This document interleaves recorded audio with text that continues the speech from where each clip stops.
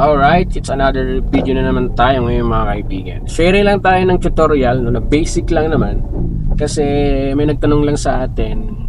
It's all about setup ng mga side mirror natin.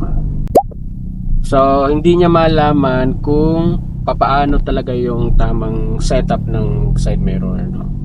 So sometimes iniseset niya lang sa lane, as long as na makita niyo yung lane, no, sa side mirror. So how about sa headlight nung mga kasabayan natin or nasa likod na sasakyan? Kailangan ba nakikita natin yung headlight ng mga sasakyan sa side mirror? Well, ganito lang po siya mga kaibigan, no?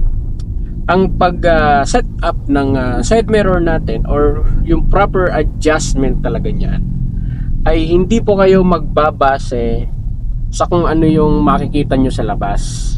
Alright? So, ito ay nakadepende sa door handle at sa sidings ng body ng kotse nyo. Basta't lagi nyong tatandaan mga kaibigan, kapag magse-set up kayo or i-adjust nyo ang inyong mga side mirror sa kanan at sa kaliwa, sisiguraduhin nyo lang na makikita nyo yung door handle sa dulo dyan sa lower part or sa cornering, no, ng side mirror nyo.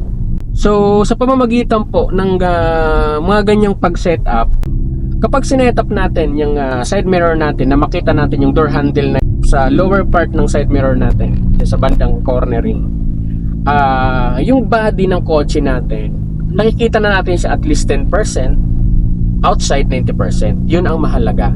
Sa pamamagitan ng ganyang pag-setup, yung guhit sa kalsada, yung mga sasakyan na oncoming sa likodan nyo ay makikita nyo na po, visible. Yan. So yan po yung kaya kailangan natin siyang i-setup doon sa door handle or at least 10% body ng kotse natin makikita. Kasi hindi po kasi pwede mga kaibigan na more on kalsada lang yung nakikita natin, more on line lang. So hindi po pwede yon. So medyo nakayo po yun. Hindi naman pwedeng nakatingala ng sobra. So at least ang pag-setup niyan level, then makikita natin yung door handle sa pinakang lowering part ng sa ating side mirror.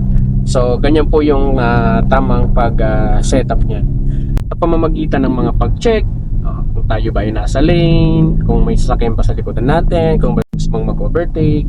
Yan. So itama natin yung pag-setup mga kaibigan, ano. So ganun po yung tamang pag-setup ng side mirror natin, and hopefully nakatulong sa mga new drivers, ano, sa mga beginners. Ang napakasimpleng basic po na ito ay napakahalaga, lalong lalo na po sa mga beginners, sa mga nag-uumpisa pa lamang mag-aral mag-drive. That's it! Bye-bye!